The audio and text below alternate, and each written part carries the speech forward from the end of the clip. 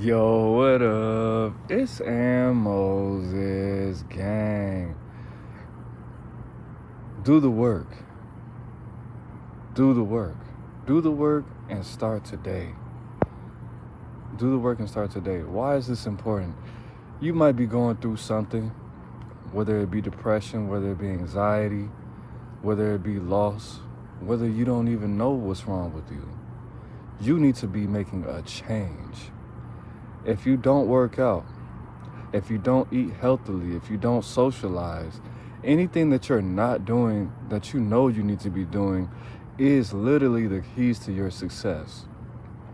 Upon meditating today, I was asking the universe, not necessarily what I need to do, but how.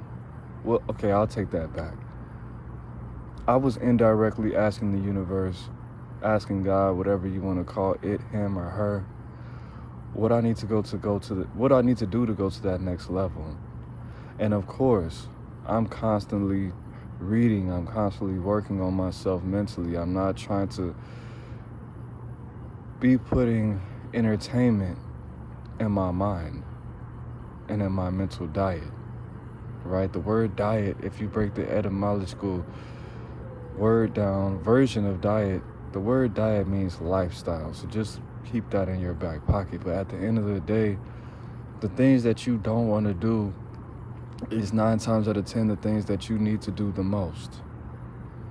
Upon doing those curls or those squats or those push-ups or those sit-ups or those crunches or reading those books, it's going to reveal to you what you need to do. Now, a lot of people have told me when they've gone to jail or when they've gone to prison, they told me that they forced themselves to read and they got sleepy. And they asked me why that was. I asked more questions. The questions I asked was, well, when you were in the world, how much did you read? And they said, bro, the last time I read a book was, Charlotte's Web when I was in the 1st grade. Well, how old are you now? I'm 19. Well, there's your problem. You're exercising a muscle inside your brain that you're not used to using. And then as you began to keep reading, what happened? Well, when I needed to go to sleep, I started reading. And then what happened? Well, that stopped working. Why? Well, I think it's because I got used to it. Exactly. Now, doing push-ups, breathing exercises, if you smoke a lot of weed, or if you drink, or if you don't exercise, or if you don't eat healthy, that pain is supposed to give you a message.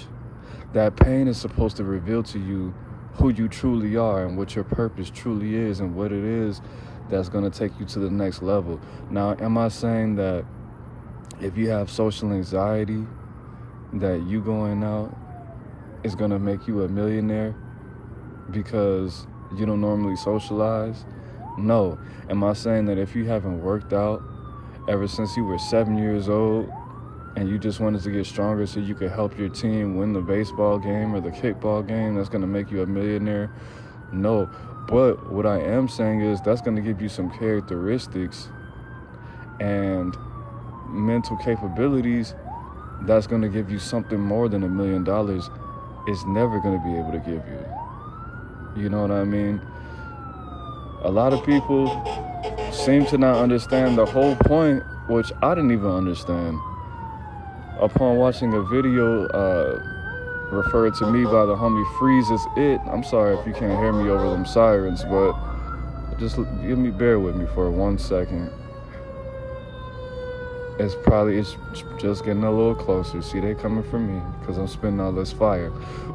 Excuse me, but at the end of the day, watching a video by the homie Patrick Bet Davis, and I forgot the chick's name that he was doing the video with. He said, success doesn't bring you happiness, but happiness will bring you success. Now, if you want to replace that word happiness with freedom or passion or desire or peace, that's on you, because happiness is subjective, and that's not something that I personally subscribe to as far as trying to maintain in my life. And I could make a whole different video on that. But just to touch on it, happiness is not something that I think is healthy to be maintained on a consistent level, because I think that's something special that should be experienced in varying degrees. But peace is something that should be, as in the words of the late great Sinful P, obtained and maintained, but within balance, within reason. Okay, but at the end of the day, what I am saying is, the things that you don't want to do, the things that's going to challenge you, the things that's going to give you the most resistance as far as what you have going on mentally, spiritually, and emotionally, is going to give you the biggest payoff. And that's what I learned, not necessarily in 2023, but it just made it that much more clear. That's something that I've been struggling with processing for a very long time. Delayed gratification, aka having some discipline, having some self-control. Because I'm not going to keep trying to quote all these people. I'm going to quote Freezes It one more time, then I'm going to quote one more person. But Freezes It made a video speaking up on control. His lifestyle, or anybody's lifestyle that's a great person that has dominion or leadership over other people, is not about you necessarily controlling other people. It's about you controlling yourself and how you respond to things. You can't control your environment, because your environment consists of other people's emotions, experiences, traumas.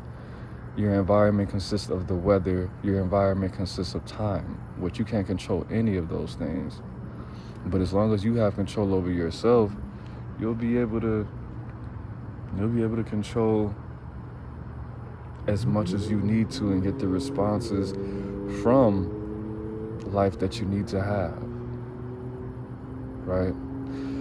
So the last message I want to leave you guys with is a message that I got from, his name was Christopher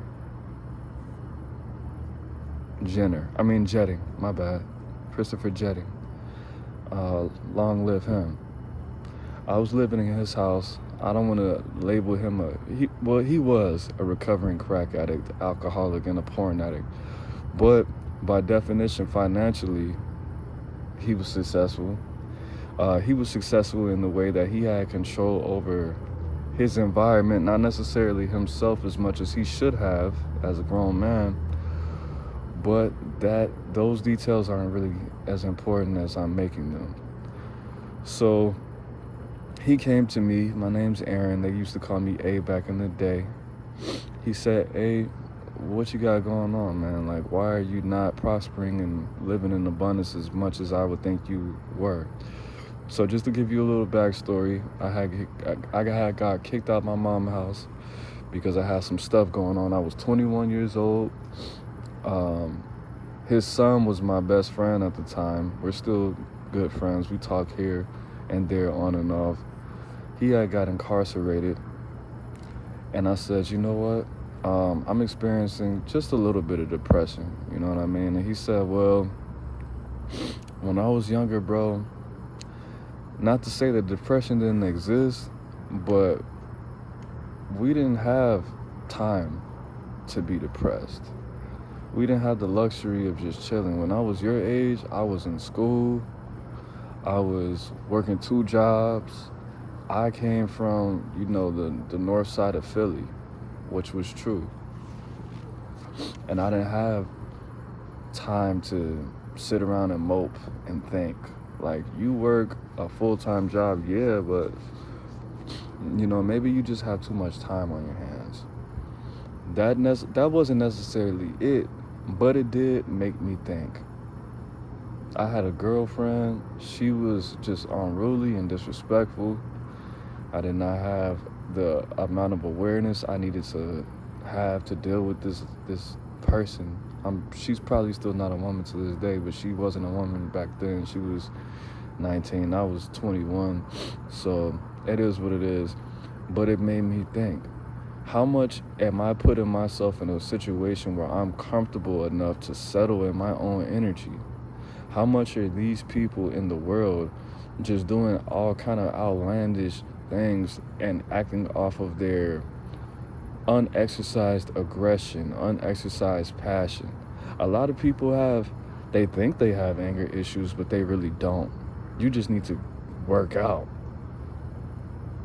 How could you be underweight or overweight and say you have anger issues and you're depressed and you don't work out?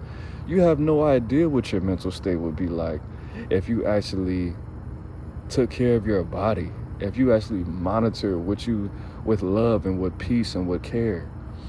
If you actually showed yourself love, you have no idea what that would do with your mental state. I said something very disturbing about 5 years ago. I told she's my girl now. It wasn't 5 years ago. It was something like that. I told her, you know what? I don't think I've ever been physically healthy my whole life. I've been surviving off of ramen, between certain ages, I was surviving off of ramen noodles and hot dog. I didn't even really learn about proper nutrition until I was 23, something like that. Somebody who thinks it's appropriate to put ramen noodles in their mouth, hot dogs in their mouth, McDonald's in their mouth, Burger King in their mouth, beer constantly, cigarettes constantly,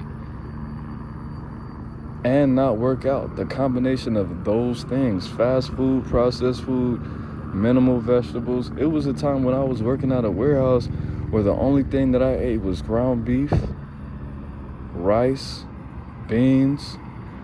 I had a little bit of spinach in there, but 9 times out of 10, it came out of can. So that's, again, nothing good. Nothing good. So at the end of the day, you will never know what you're capable of unless you're actually taking care of yourself. Take care of yourself. What's the worst that can happen if you might not be able to trick. You might not be able to afford cigarettes. You might not be able to afford to buy the new J's or the new video game, but you're going to have your life. The video games is going to be there. The weed, the cigarettes, the alcohol, the trips to do, all of that is going to be there. But guess what's not always going to be there? Your opportunity to grow. The opportunity to take care of your body properly. The opportunity for you to maximize your time. The opportunity for you to actually take advantage of your money in the proper way. The opportunity for you to learn. The opportunity for you to actually enjoy yourself. Okay, you can smoke your little weed or whatever, but in my experience, bro, when you're not used to abstaining from putting illegal substances in your body, especially for my weed smokers and my heavy drinkers and my cigarette smokers, if you just take 30 minutes out your day, maybe even 40 minutes is not gonna hurt you. Put that stuff down. Put some love in your body. Love is water. Water is love. Take some water. You might want to eat you a little couple carrots, 2 bananas, some seeded watermelons. If you can't find seeded watermelons, don't eat it. Get a little small light meal. Do a workout. Just give it 15, 20 minutes. You don't have to overdo it. You could do, 100 squats, 50 curls, 40 wide push-ups, 40 closed close hand push-ups. And do it with your woman, especially if she doesn't work out. See how close that bond is gonna make you. That's a bonding experience. That is like 70% of the experience you will get from sex. Work out with your woman. inspire her. And vice versa for a woman. Work out with your man. Very, very good bonding experience. And especially if you guys find yourself in argumentative situations, it's going to be a hormonal change in the room. You could smell it. You could feel that attraction that's going to come from working out with your woman or your man, especially if you just got in a heated argument. Your muscles might hurt. But especially if you are on, thin ice with your woman, work out with her. Work out with him. Especially if discipline or finances is a problem. Do that for 2 weeks. Get your body right. When all the pain goes away, show that person the business when it comes to that bedroom action. But at the end of the day, you'll never know what you're capable of if you don't take care of your body. You'll never know what you're capable of if you don't maximize your time as far as putting in those hours. You'll never know what you're capable of if you don't read on a daily basis. You don't have to read 15 chapters. Read 15 minutes. Then work your way up to an hour and write down, to take notes, even if it's an audio book. You'll never know what you're capable of if you don't try. You'll never know what you're capable of if you're constantly wasting time on stupid stuff. You might be tired. You might be tired because you don't get enough sleep. You might be tired because you're drinking too much coffee in the morning. You might be tired because you're putting stuff in your body that doesn't belong there, including marijuana. And if you want to ingest marijuana, that's on you. But there's a maximize the ability for you to ingest it without it hurting your body. Smoking blunts, smoking papers. There's ways to ingest marijuana that is not going to take energy out your body and make you all sluggish. And I'm not talking about putting it in your coffee or putting it in your alcohol or doing a little bit of white stuff. There's healthy ways that you could take marijuana to get a similar, experience and still not be tired. Working out first and then ingesting that marijuana in different ways. I'm not going to give you all the game right here. I'm not trying to do this. Is not the weed ingesting class, but there are ways that you can do everything, and not everything. I'm not talking about the cocaine or crack. You feel me? But there are ways to do a lot of things that can only be healthy. But yeah, that's it, man. That's all I wanted to give you guys. It's Aaron Moses. I'm the band, you the band, we the band together, man. Life's in the breath. Love yourself. Maximize your time. RIP sent for the P. Man, check out Freezes It, FREEZEIZIT at YouTube, on YouTube. And I'm the band, you the band, we the band together, man. Life is in the breath. Breathe it in. Peace. Love yourself.